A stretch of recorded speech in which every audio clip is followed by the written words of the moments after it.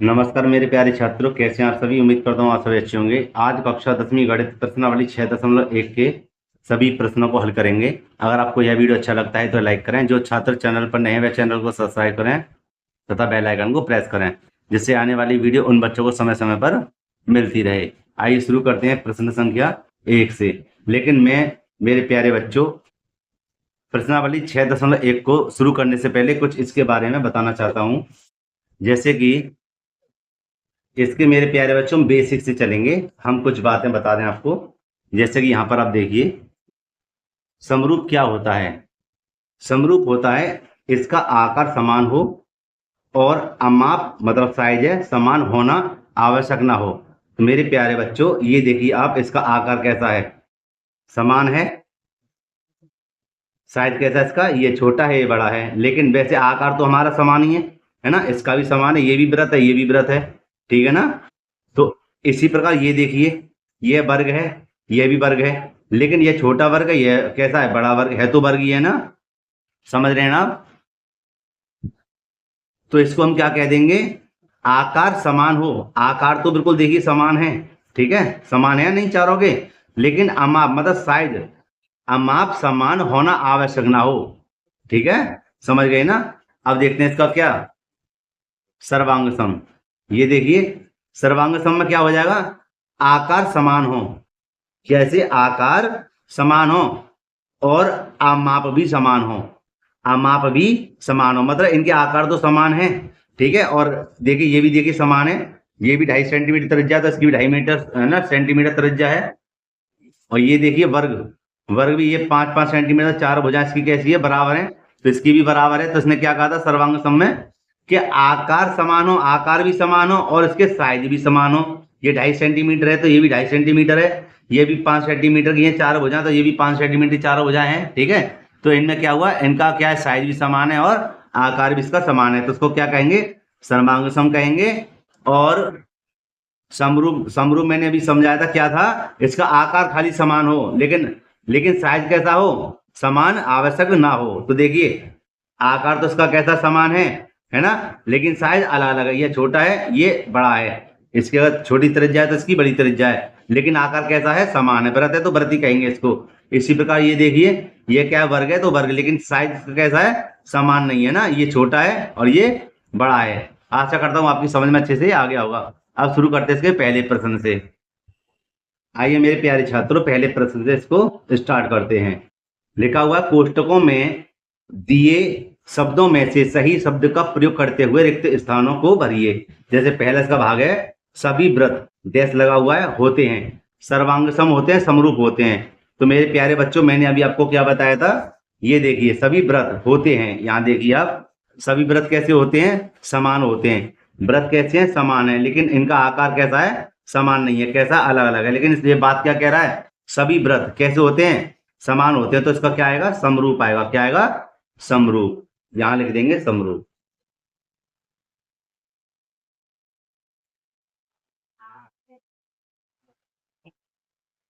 अब देखिए मेरे प्यारे बच्चों दूसरे भाग को, सभी वर्ग डैश होते हैं, समरूप होते हैं या सर्वांग सम होते हैं। तो मेरे प्यारे बच्चों मैंने अभी आपको बताया था वर्ग के बारे में। ये देखिए वर्ग, देखिए यहां पर क्या है, साइज ही अलग अलग है लेकिन है तो वर्ग है, ठीक है। और ये क्या कह रहा है कि सभी वर्ग होते हैं, ठीक है, क्या क्या होते हैं, समरूप होते हैं, समझे ना।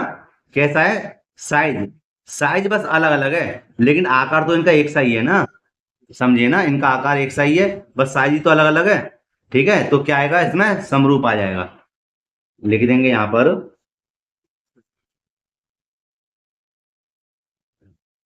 समरूप। अब देखते हैं इसे तीसरे भाग को। यहां लिखा हुआ है, सभी डैश त्रिभुज समरूप होते हैं, समद्विबाहु होते हैं या समबाहु होते हैं। तो आइए बच्चों इसके बारे में बताते हैं। देखिए मेरे प्यारे बच्चों यहां बता दें, त्रिभुज, त्रिभुज क्या होता है पहले इसके बारे में बता दें। तीन रेखाखंड से घिरे हुए भाग को क्या कहते हैं, त्रिभुज कहते हैं। आइए सबसे पहले जानना चाहेंगे समद्विबाहु त्रिभुज क्या होता है। जैसे कि मैं आपको बता दूं, तो सबसे पहले बात करेंगे समद्विबाहु त्रिभुज की। ऐसा त्रिभुज जिसकी दो भुजाएं कैसी हों, समान हों। ऐसा त्रिभुज जिसकी दो भुजाएं कैसी हों, समान हो। तो जैसे कि यहाँ पर हम देख लेते हैं, ठीक है, ऐसे करके और एक ऐसे करके, ठीक है, एक छोटा एक बड़ा। लेकिन क्या है, इसकी दो भुजाएं कैसी हैं, समान है, और इसकी भी दो भुजाएं कैसी हैं, समान है।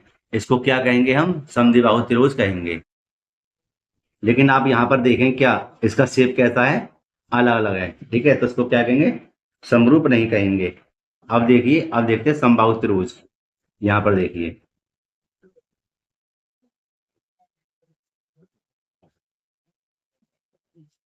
एक अलग बना लेते हैं इसको, और देखिए इसकी तीनों भुजा कैसी हैं, बराबर मानते हैं, ठीक है, इसकी तीनों भुजा कैसी हैं, बराबर हैं।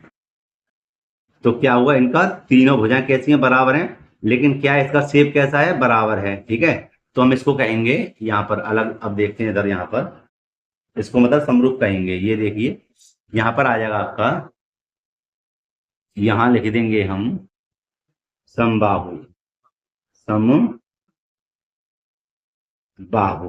ठीक है। तो सभी समबाहु त्रिभुज समरूप होते हैं। अब देखते हैं इसके चौथे भाग को। भुजाओं की समान संख्या वाले दो बहुभुज समरूप होते हैं यदि उनके संगत कोण डैश हों तथा नंबर 2 में उनकी संगत भुजाएं हों। तो मेरे प्यारे बच्चों, यहाँ पे लिखा हुआ है बराबर और समानुपाती। अब यह है पहले भाग में आएगा या दूसरे भाग में आएगा, आइए इसको जानते हैं हम यहाँ पर अलग से। तो देखिए मेरे प्यारे बच्चों, इसको कैसे हल करेंगे। जैसे लिखा हुआ था बराबर और क्या लिखा हुआ, समानुपाती। तो आइए इसको बहुभुज बना लेते हैं। ये मैंने बना के रखे हुए हैं, ठीक है। यहाँ पर देखिए, अगर इनके अनुपात में व्यक्त करें तो मान के चलिए भुजा इसकी 5 सेंटीमीटर, इसकी 5 है तो इसकी 10 बना लीजिए, ठीक है। तो कहने का मतलब ये है कि ये इसके भुजाएं बराबर होंगी, ठीक है, इसकी भुजा बराबर होंगी। जब ये बराबर होंगी तो इसके कोण भी बराबर होंगे। अगर मान के चलिए ये 60 अंश का है तो ये भी हमारा क्या अंश का होगा, 60 अंश का ही होगा। अगर ये 50 का है तो 50 का ही होगा, ये 75 का है तो 75 का यही होगा, ठीक है। तो इनके जो समानुपात हैं वो कैसे आएंगे, मतलब क्या आएंगे, अगर ये देखिए ये 5 है तो कितना हो जाएगा, 5/10। इसी प्रकार ये है तो ये भी कितना हो जाएगा, 5/10। आई समझ में कि नहीं, 5 में 5 दूनी 10, 5 में 5 दूनी 10। तो इनके क्या हुआ, इनके भाग कैसे हुए, बराबर हुए, ठीक है, समानुपात हुए। तो हम यहाँ पर लिख देंगे कैसे, भुजाओं की समान संख्या वाले दो बहुभुज समरूप होते हैं यदि उनके संगत कोण कैसे हो, संगत कोण मैंने क्या बताया था, अगर 60 का है तो 60 के होना चाहिए, क्या होगा, बराबर, क्या आएगा, बराबर आएगा। तथा उनकी संगत भुजाएं कैसी होंगी, समानुपाती, कैसी होंगी, समानुपाती। समझे बच्चों, यही इसका आंसर है। अब हल करेंगे इसके दूसरे प्रश्न को। जैसे दूसरा प्रश्न लिखा हुआ, निम्नलिखित युग्मों के दो भिन्न भिन्न उदाहरण दीजिए। पहला प्रश्न है समरूप आकृतियां। तो मेरे प्यारे बच्चों, इसके बारे में नहीं बताई था आपके लिए, समरूप आकृतियां कौन सी होती हैं। यहाँ पर देखिए, अगर ये उदाहरण के लिए कह रहा है, चलो हम बना ही देते हैं, कोई बात नहीं है। यहाँ देखिए, जैसे कि चलो मैं बना देता हूँ पहले। ये मैंने दो आकृतियां इनकी बना दी हैं क्योंकि दो उदाहरण के लिए वो बता रहा था भिन्न भिन्न। यहाँ देखिए समरूप आकृतियां कौन सी होती है, इनकी देखो साइज कैसे हैं, बराबर हैं, ठीक है, मतलब आकार कैसे हैं, सॉरी आकार कैसे हैं, समान है। लेकिन उसमें मैंने क्या बताया था समरूप में, ये देखिए यहाँ पर आकार तो समान हो, लेकिन दूसरे नंबर पे अमाप मतलब साइज कैसा समान होना आवश्यक ना हो। तो इनका जो साइज कैसा है, छोटा बड़ा है, ये छोटा है ये बड़ा है। इसी प्रकार यहाँ देखिए ये वर्ग है, ठीक है, आपको एक से लग रहे होंगे, लेकिन ये छोटा है ये बड़ा है, ठीक है। अब देखते हैं इसके दूसरे भाग को, ऐसी आकृतियां जो समरूप नहीं है। दूसरा प्रश्न कह रहा था, मतलब इसका दूसरा भाग, ऐसी आकृतियां जो समरूप नहीं है। तो आप यहाँ पर देख रहे होंगे ये कौन सा है, विषमबाहु त्रिभुज है, और ये कैसा है, समबाहु त्रिभुज है। तो यहाँ पे देखिए इनका जो आकार है कैसा है, बिल्कुल अलग अलग है ना, साइज की तो बात ही मत करिए। इसी प्रकार यहाँ पर देखिए ये दोनों, एक समद्विबाहु त्रिभुज है और एक है समकोण, ठीक है। तो इनका क्या है, आकार तो बहुत अलग ही है इनका, है ना, और साइज भी इनका अलग ही होगा। तो ये हमारा इसका आंसर हो जाता है दूसरे का। अब चलते हैं इसके तीसरे प्रश्न की ओर। यहाँ देखिए तीसरा प्रश्न, बताइए कि निम्नलिखित चतुर्भुज समरूप हैं या नहीं। तो मेरे प्यारे बच्चों यहाँ पे ध्यान से देखिए आप, ये लिखा हुआ है, देखिए ये दो चतुर्भुज दिए हुए हैं, ठीक है, चतुर्भुज है ना, चारों भुजाओं का मतलब मिलके बना हुआ है रेखाओं से, उसको चतुर्भुज कहते हैं। लेकिन यहाँ पर आप देखिए, यह 1.5 सेंटीमीटर, यहाँ 3 सेंटीमीटर है, ठीक है, यहाँ रेखा है, लेकिन यह कितना 90 अंश का है, और ये हमारा भाई इसको तो 90 अंश का क्योंकि तो वर्ग है, लेकिन यहाँ कोई भी हो सकता है, 45 का भी हो सकता है, ठीक है, 75 का भी हो सकता है, क्या है, लेकिन इसके कोण क्या बराबर नहीं है, तो ये कैसा है, समरूप नहीं है, समरूप नहीं है ये, तो इसको आप लिख भी सकते हैं, क्योंकि संगत भुजाएं समानुपाती हैं परंतु कोणों का माप समान नहीं है। भाई कोण हमारे कैसे हैं, कोण अलग अलग हैं, ये तो 90 का है क्योंकि चार भुजाएं इसकी कैसी है 90-90 की, लेकिन इसकी चारों भुजाएं 90-90 की नहीं आएंगी, कोई भी हो सकती है, 45 की हो सकती है, 75 की हो सकती है, कोई भी हो सकती है, ठीक है, क्योंकि